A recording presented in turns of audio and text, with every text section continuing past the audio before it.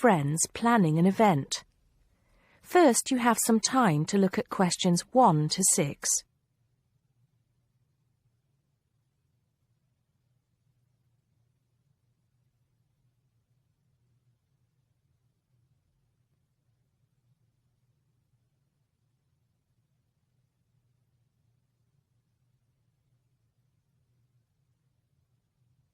You'll see that there is an example which has been done for you. On this occasion only, the conversation relating to this will be played first. Hello, Peter. What's up? Is something the matter? No, everything's fine. It sounded urgent on the phone. Did it? Joan said the situation had sounded urgent when they spoke on the phone. So, on the phone has been written as the answer to the question. Now we shall begin. You should answer the questions as you listen because you will not hear the recording a second time. Listen carefully and answer questions 1 to 6. Hello, Joan. I'm glad you could come. Hello, Peter. What's up? Is something the matter? No, everything's fine. It sounded urgent on the phone. Did it? It's just that I've had this idea and I wanted to see how soon we could get it off the ground. Well, don't keep me in suspense. You know they're planning to close down the local clinic. It was in the newspaper yesterday, but most people have actually known for some time. Well, I thought we should do something about it. What did you have in mind? I thought we could organise a charity event and donate the money to the clinic. I know it doesn't sound like much, but it will show the local council how we feel and that we mean business. That'll take quite a lot of organising. Why don't we just hold a protest outside the town hall? A protest would take just as much organisation as an event like this. Besides, I think fewer people would turn up. A village fair or something like that would attract more people and get money for the clinic. People are more generous when they're enjoying themselves. OK then, it sounds good to me. How do we start? First, we put our heads together and come up with a list of people who'll be willing to help and people who can provide us with some of the things we need. For example, we might need a caterer to provide refreshments, a rock band for entertainment, tents and so on. Then, we do a lot of telephoning around and try to get everybody together at the same time in the same place. Sounds like a lot of work to me. Well, that's only the beginning. First things first, though. Let's decide now on who to get to the initial meeting and where and when to hold it. Fine. Well, the village hall would be the best place to have the meeting. It's not as big as the youth club, but it's warmer. There'll be no problem getting permission to use it, but I suppose it depends on how many people we invite. We don't want too many, otherwise the meeting will go on too long and nothing will get decided. But the village hall is a good idea. It's more official than having it in someone's living room. How many? 6 or 8 people to start with? 10 at the most? OK, now we have to decide on a suitable day and time. Suitable to everybody, I mean. A Saturday or Sunday would seem to be the best choice because people aren't at work on those days. But they may not like the idea of giving up a part of their weekend for a meeting. Unless we persuade them it's for a good cause, or that it's to their advantage, and that it'll all be a lot of fun. We'll provide refreshments, of course. What if some don't want to give up their weekend? Then we'll give them an alternative. Say, one evening in the week after everybody's finished work. We'll see which is the most acceptable to them. Then book the hall. I can do the refreshments for the meeting. I'll get Darren and Maggie to help me. I'm sure they'll be more than willing. Before you hear the rest of the conversation, you have some time to look at questions 7 to 10.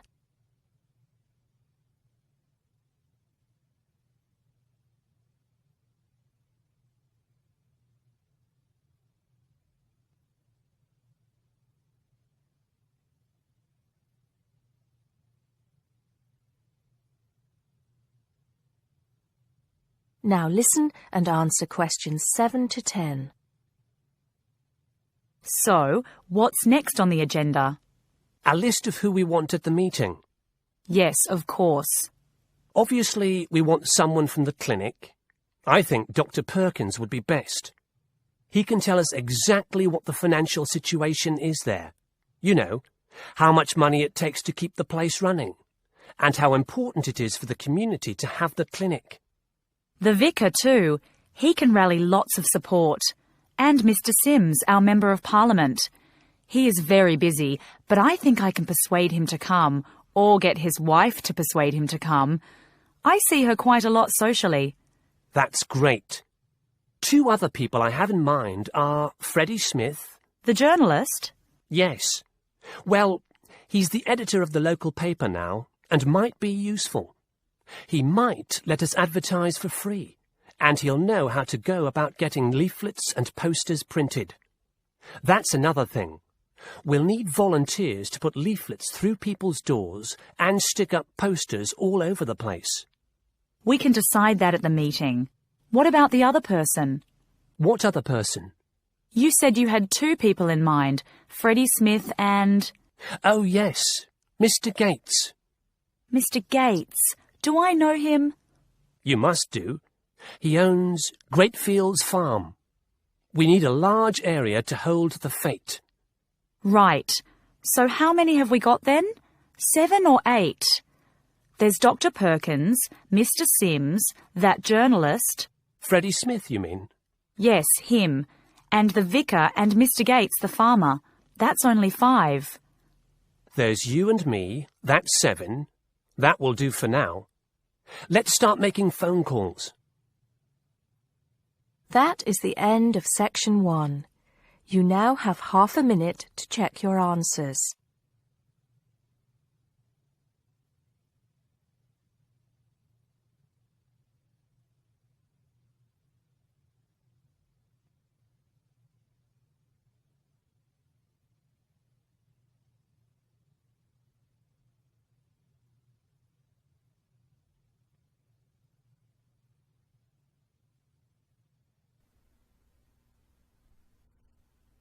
Section 2.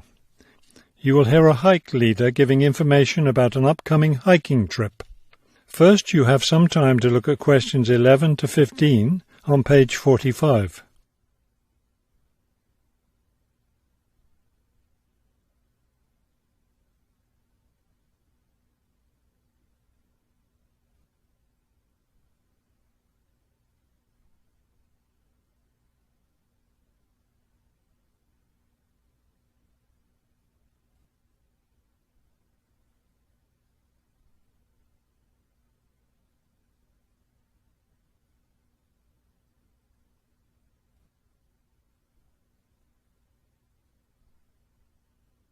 As you listen to the first part of the talk, answer questions 11 to 15. Good evening, everyone. As you know, this is our last meeting before we set off on our annual week-long hiking trip. So tonight I'll be telling you everything you'll need to know to be ready for the trip. Let's talk about equipment first. Having the right equipment is essential for your comfort and safety. First, you'll need a warm and comfortable sleeping bag. However, you won't need to worry about carrying a tent, since we'll be sleeping in shelters along the way. Also, part of the fee you've paid for the trip goes toward food, so you won't need to put that on your packing list either. We found, though, that it's more efficient for each person to bring his or her own dishes, so be sure to pack a plastic bowl, a cup, and a fork, knife, and spoon. That's all you'll need in the way of dishes. Perhaps the most important item to put on your list is a comfortable pair of hiking boots. Nothing ruins a hike more than getting blisters and sores from ill-fitting boots. So make sure your boots fit you right. Shoes and sneakers aren't adequate for the type of hiking we'll be doing. Of course, a backpack is necessary for carrying your equipment. Make sure you have one that's lightweight and comfortable to carry. Walking poles have become popular among hikers recently, but we don't recommend them. They can get in the way when too many hikers are using them at once, and some serious injuries have been caused, so it's best to leave those at home. Let's see, what else? Oh, yes, some people have asked me about trail maps. They're available, but you really don't need them, as your hike leaders have scouted out the trail and will be guiding you along the way. And don't forget to bring a warm jacket. You may think you won't need one in this warm summer weather, but remember that evenings in the mountains can get quite cold. Is there anything else I need to tell you? Oh, yes, your guides will each be carrying a first aid kit, so that's one less thing for you to pack yourself. Remember, you'll be carrying your backpack all day, so keep your load light and don't overpack. Before you hear the rest of the talk, you have some time to look at questions 16 to 20 on page 46.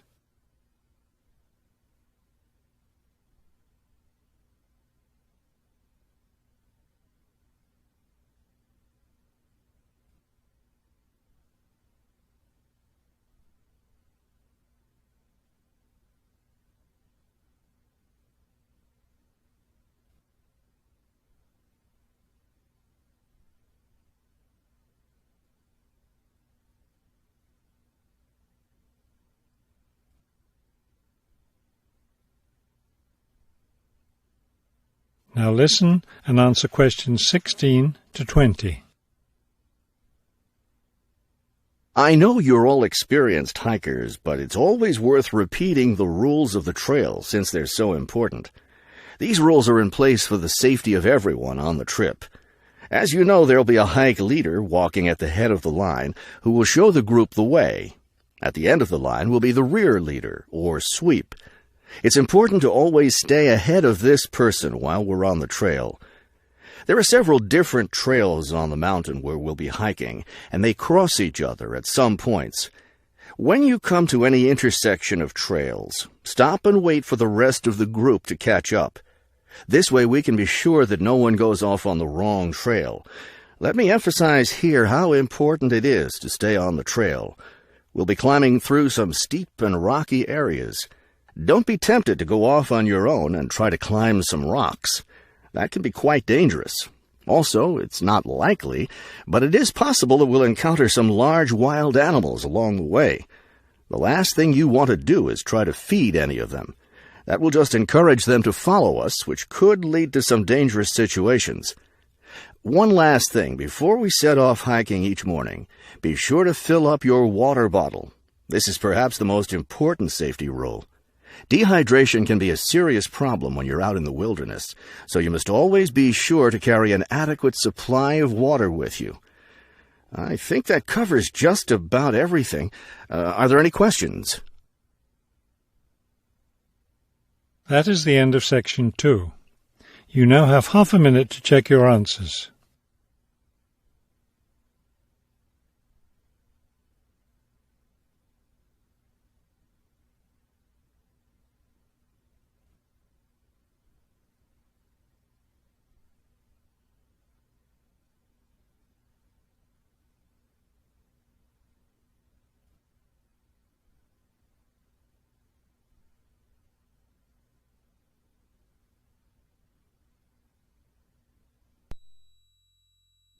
Listening Section 3.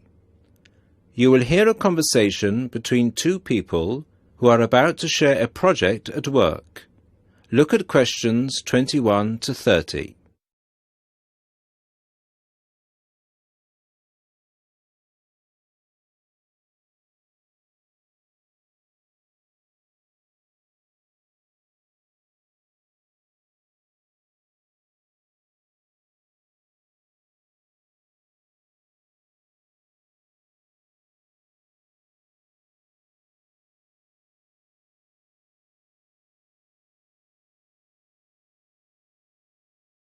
Listen to the conversation and answer questions 21 to 30. Hi, Bill. How are you? I'm okay now, Sarah, but I was so ill last week. Oh, dear. What was the problem? Did you eat that dodgy fish in the canteen? No. At first, I thought it was a cold, but then my head started hurting and my eyes started to go blurry. Oh, I'm so sorry. That sounds serious. Yeah, it's okay, actually. I went to the doctor, and he diagnosed me with a migraine. He gave me some medicine, and I'm starting to feel much better. Oh, I'm glad to hear that. Well, I'm also glad you're in today, because we have to work on a new project together. Oh, are we in the same section? No, it's just us. No one else. Mr. Donaldson put us down as B team because we live near each other. That could be fun. What do we have to do? Well, the project is partly internet research, then checking reference books for information to prepare a survey, which we have to use with people we know. Great! What's the topic? It's to do with shopping over the last 10 years. We have to find out how customers have changed their behaviour. OK, so what's the first step? I think the first thing to do is to check the list of references he gave me. But my computer is in for repair, so if I check in the reference library, would you be willing to look up some references online? Once we're done with the reference checks, we can write the questions together. That's fine. I'll do the internet research. So, what sort of shopping are we looking at? Only food or goods or clothes shopping? We have to find people who are willing to tell us about personal things, like deodorants, cosmetics, soap or vitamin creams. The other groups are doing food, electrical goods and clothes. That won't be so easy, Sarah. People might think those things are a bit private. Yes, I thought about that. I'll ask the women and you can ask the men. That should work okay. Well, if you think so. Give me the list of references then. Sorry, I left them in my other bag at Joseph's house. I'll get them for you tomorrow. OK. Well then, this afternoon, I think I'll catch up on the notes from last week. Can you help me, or are you busy? I've made you a copy of my notes already to save you time. Here you are. Wow, thanks, Sarah. That's so thoughtful. Well, since there's nothing for us to do right now, shall we go for lunch? Well, actually, I'll have to catch you later. I have to go to a meeting this afternoon. Can I phone you tonight to arrange when to meet? No, sorry. I have a date. Can we meet in the laboratory for the first class tomorrow? I'm not sure, because I have to go to the library to collect some books. What about meeting there at lunchtime? Do you mean in the lab? Yes. OK. See you in the laboratory tomorrow at noon then. Sounds like we have a lot of work to do.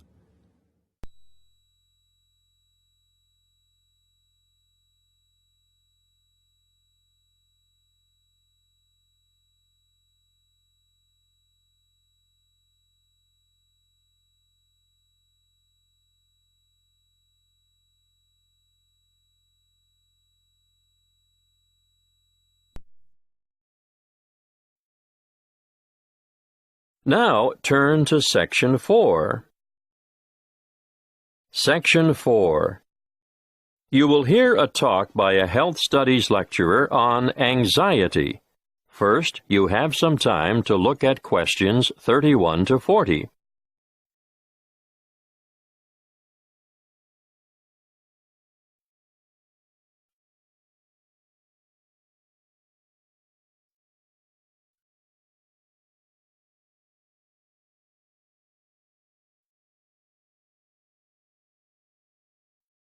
Listen carefully and answer questions 31 to 40. My talk today is on anxiety. Anxiety is something you've all experienced at some time in your life, so you'll know that it's an emotional condition in which feelings of dread, fear, and mental agitation predominate. However, what we call an anxiety state or anxiety neurosis or phobic state, they all mean the same thing, is characterized by anxiety reactions far greater than those normally expected for the circumstances, and these reactions may be severe and prolonged. This is the most common form of neurosis in westernized countries. Usually, normal anxiety decreases with repeated exposure to the feared situation, whereas a neurotic anxiety tends to increase. Gradually, the person is inclined to avoid the feared situation and views it with increasing dread. Sometimes there may be an inherited tendency for this, but usually environmental issues are more important. The individual may have been a worrier throughout life, and a stressful condition, just before symptoms set in, is common. Often there is a gradual build-up of anxiety, possibly for weeks or months, before the ultimate break occurs. The precipitating cause is usually one of great significance to the patient, often related to personal events, such as bereavement, a breakup, threats to career, health, or personal integrity. What are the symptoms of phobia? Well, phobic states often develop into severe, crippling challenges that can be very difficult to overcome. The person develops a fear of certain situations. It's not uncommon to have one or more of these present at the same time. I'm going to name some frequent phobias and give you a description of their symptoms. Let's start with agoraphobia, which is when the person has an intense anxiety about venturing outside the safety of the normal home surroundings. It may be impossible for this person to ever go out alone. Their fear of public or open spaces is completely irrational, and they often end up leading very secluded lives. Claustrophobia, on the other hand, is a morbid fear of closed-in areas or places. If you see me taking the stairs instead of the lift, think about it. Am I trying to get more exercise, or am I trying to avoid the confined interior of the lift? And I'm sure you all know people who are afraid of flying. Sometimes it's the fear of being enclosed in the aeroplane itself, and you can imagine how the cramped confines of airline toilets are really bad news for these sufferers. Now I'll move on to discuss social phobia, which, believe it or not, is more common in men. It's an acute anxiety that develops when they are in the presence of others. They feel self-conscious, apprehensive, and embarrassed. If attention, real or imagined, is focused on the sufferer, he becomes uneasy and may blush, stammer, or stutter. Some sufferers even develop tremors, shaking or trembling movements of a part or parts of the body. Or another very common sign of their extreme discomfort is that they perspire profusely on their palms, under their arms, or on their feet. That brings me to the last one that I want to mention today, and that is single phobia. And no, it's not a fear of lifelong bachelorhood. This one is actually precipitated by an acute aversion to dogs, cats, spiders. You may have heard of the term arachnophobia. Well, it applies specifically to spiders, but any single thing can basically cause a strong aversion. Snakes, frogs, mice, or rats, for instance. I can assure you the list is unlimited. You name it, and someone is sure to have a phobia about it. Some people are terrified of the dark, for example, and I'm not talking about young children here. You'd be surprised how many adults are afflicted in this way. Well, I see our time is up.